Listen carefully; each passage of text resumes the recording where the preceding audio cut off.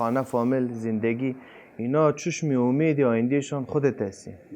باید خودت اونا را تربیه کنی. به خاطر تربیه از اونا یک آدم کامل کار است یا آدم ناتکمیل؟ آدم کامل کار است. آدمی که مثلا مواد استفاده میکنه، او آدم کامل است یا نیست؟ نیست، کامل نیست. هغه سابقه انجوالان چې دغه عمل دی ورسره یو ځای استفاده کول، هغه دی نه لرې ځان وساته.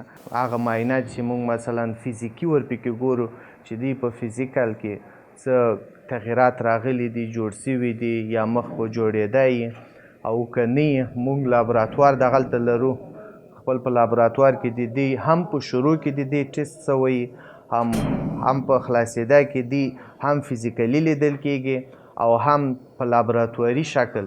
از 3-4 ارگان خب با هم جمع شدن که خب به خاطر مشوره، به خاطر دیدن مریضه اینجا میاییم، دکتر صاحب میبینه. اگر مشکلات اینا نباشه، اینا را هر کدامشان با ضمانت قوی از طرف محکمه یا از طرف صحت عامه یا از طرف مواد مخدر اینا را آزاد میکنه. تشکر میکنم از دولت امارات اسلامی که همچو برنامه ها و همچو پلان ها را برای کسایی که فلال مریض میشن و برای سمزدایی به خاطر بهبودی یافتن، به خاطر موثر بودن جامعه اجتماع همچو برنامه هایی را پلان میگیرن. تشکر میکنم از ظرفیتشان، خلاقیتشان که بر ما مهر میورزن.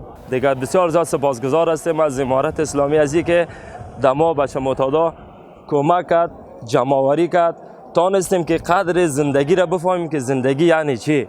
طوری که شما میبینید ما امروز با تعداد 160 نفر از معتادین ولایت بلخ که فعلا صحتیاب شده‌اند، فعلا ما امروز مرخص میکنیم و در جامعه تقدیمشان میکنیم.